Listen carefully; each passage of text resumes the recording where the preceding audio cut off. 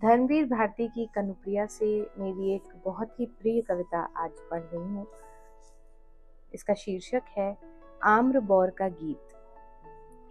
ये जो मैं कभी कभी चरम साक्षात्कार के क्षणों में बिल्कुल जड़ और निस्पंद हो जाती हूँ, इसका मर्म तुम समझते क्यों नहीं सावरे?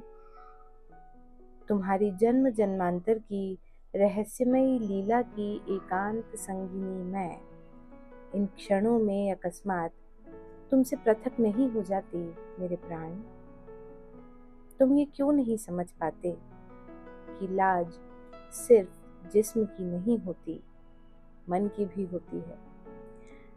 एक मधुर भय, एक अनजाना संशय, एक आग्रह भरा गोपन, एक निर्व्याख्या वेदना उदासी जो मुझे बार बार चरम सुख के क्षणों में भी अभिभूत कर लेती है।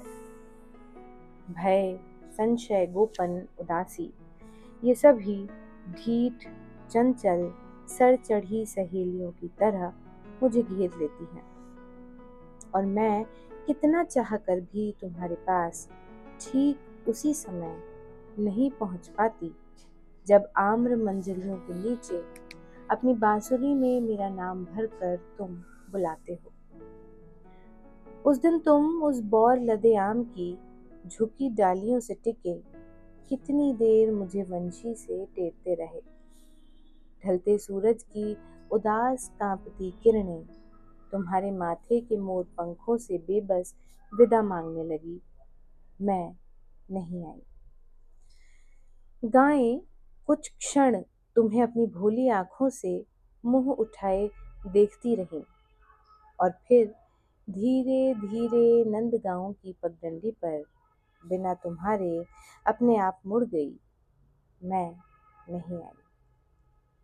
यमुना के घाट पर मछुओं ने अपनी नावें बांध दी और कंधों पर पतवारें रख चले गए।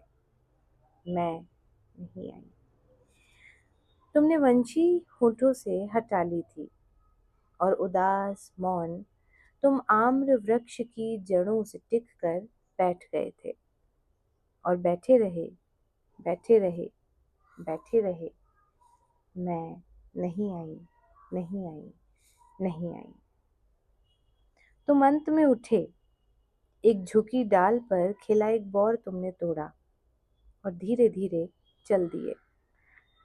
अनमने तुम्हारे पांव पगडंडी पर चल रहे थे, पर जानते हो तुम्हारे अनजान में ही तुम्हारी उंगलियां क्या कर रही थी? वे उस आम्र मंजरी को चूर चूर कर श्यामल वन घासों में बिछी उस मांग सी उजली पगडंडी पर बिखेर रही थी। ये तुमने क्या किया प्रिय? क्या अपने अनजाने में ही उस आम के बौर से मेरी क्वारी उजली पवित्र मांग भर रहे थे सावरे? पर मुझे देखो कि मैं उस समय भी तो माथा नीचा कर, इस अलौकिक सुहाग से प्रदीप्त होकर, माथे पर पल्ला डालकर, झुक कर तुम्हारी चरण धूलि लेकर तुम्हें प्रणाम करने नहीं आई, नहीं आई, नहीं आई। पर मेरे प्राण, ये क्यों भूल जाते हो कि मैं वही बावली लड़की हूं ना, जो कदम्ब के नीचे बैठकर जब तुम पोई की जंगली लतरों के पके फलों को तोड़कर मसलकर उनकी लाली से मेरे पांवों को महावर रचने के लिए अपनी गोद में रखते हो, तो मैं लाज से धनुष की तरह दोहरी हो जाती हूँ और अपने पांव पूरे बल से समेट कर खींच लेती हूँ। अपनी दोनों बाहों में अपने घुटने कस मुंह फेर कर निश्चल बैठ जाती हूँ। पर शाम को जब घर आती हूँ तो निभृत एकांत में दीपक के मंद आलोक में अपने इन्हीं चरणों को अपलक निहारती हूँ। बावली सी उन्हें बार बार प्यार करती हूँ। जल्दी जल्दी में अधबनी उन महावर की रेखाओं को चारों ओर देख कर धीमे से चूम लेती हूँ। रात गहरा आई है और तुम चले गए हो, और मैं कितनी देर तक बांह से उसी आम्र डाली को घेरे चुपचाप रोती रही हूँ जिस पर टिक कर तुम मेरी प्रतीक्षा करते हो। और मैं लौट रही हूँ, हताश और निष्फल। और ये आम के बौर के कण कण मेरे पाँव में बुरी तरह साल रहे हैं। पर तुम्हें ये कौन बताएगा सांवरे कि देर ही में सही, पर मैं तुम्हारे पुकारने पर आ तो गई।